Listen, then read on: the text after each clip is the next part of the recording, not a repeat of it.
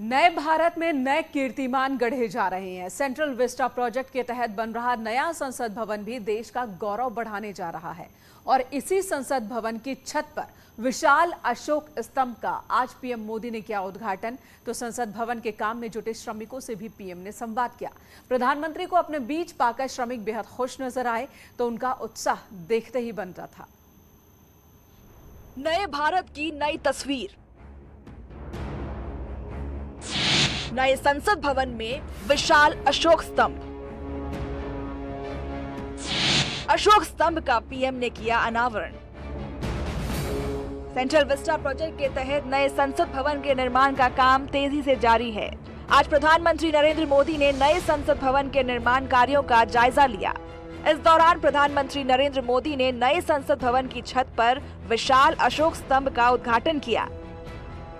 PM Modi ने पूजा अर्चना के बाद अशोक स्तंभ के नीचे बीचों बीच बने चक्र में तिलक लगाया। साथ ही वैदिक मंत्रोच्चार के साथ उद्घाटन की रस्म पूरी की।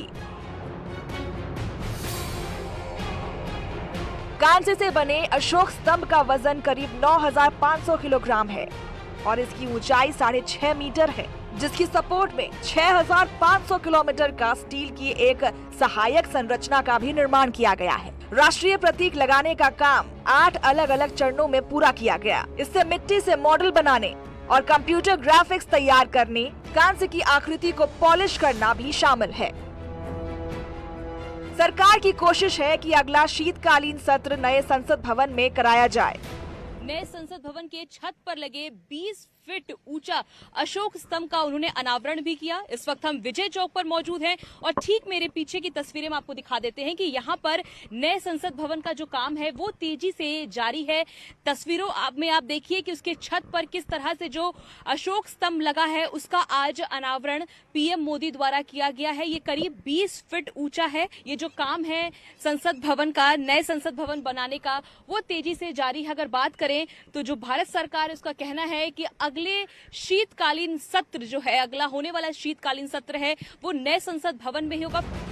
वहीं इस दौरान प्रधानमंत्री नरेंद्र मोदी ने संसद भवन के निर्माण से जुड़े कारीगरों से उनका हालचाल भी पूछा।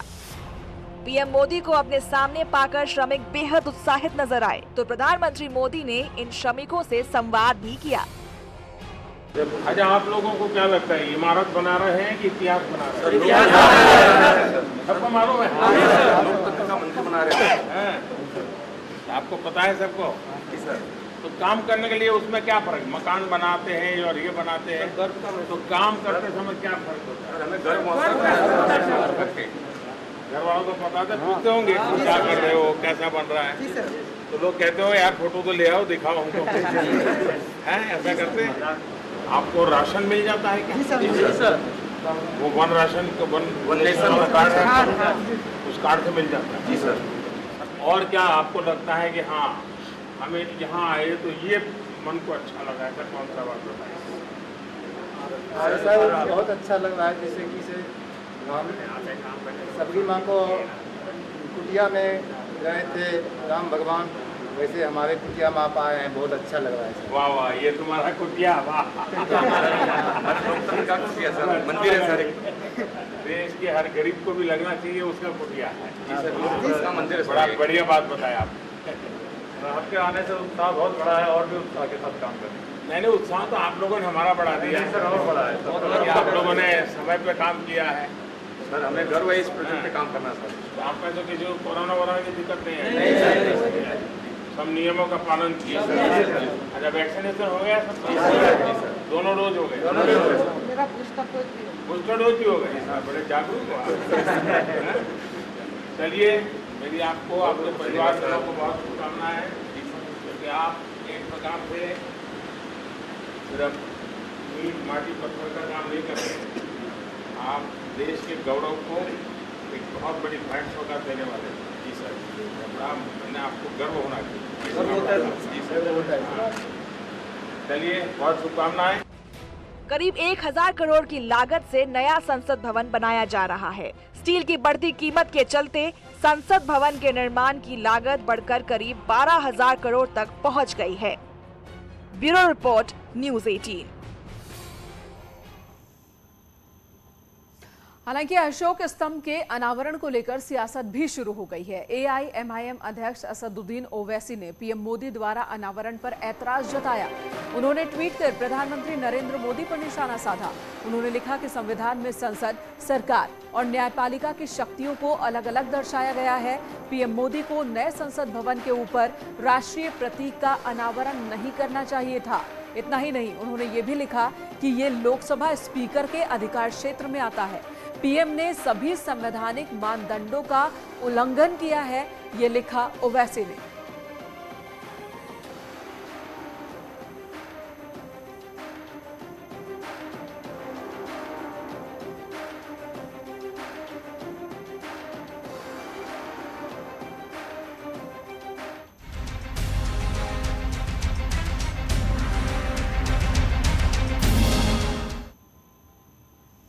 और ये खबर अयोध्या से। अयोध्या में भगवान रामलला के मंदिर निर्माण का काम बहुत तेजी से चल रहा है। रामलला के मंदिर में गर्भगृह को लेकर 14 दरवाजे होंगे। मकराना के मार्बल से चौखट और बाजू बनाए जाएंगे। ये चौखट बाजू राम जन्मभूमि कार्यशाला में लाए जा चुके हैं। देखिए ये रिपोर्ट।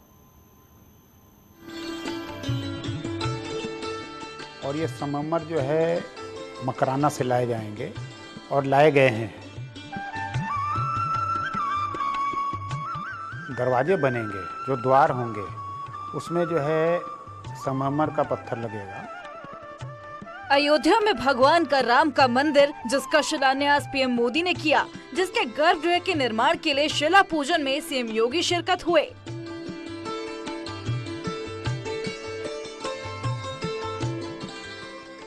राम जन्मभूमि पर बन रहा भव्य और दिव्य मंदिर की भव्यता अब और बढ़ेगी, क्योंकि मकराना का मार्बल राम दरबार की शोभा बढ़ाएगा।